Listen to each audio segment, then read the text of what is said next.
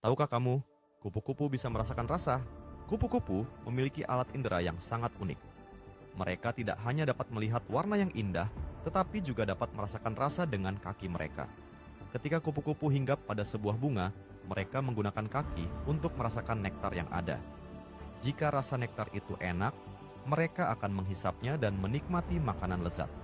Ini adalah cara unik kupu-kupu mencari makanan.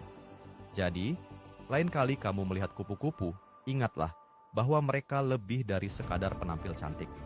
Mereka adalah pencicip rasa yang cerdik. Follow me for more fun facts.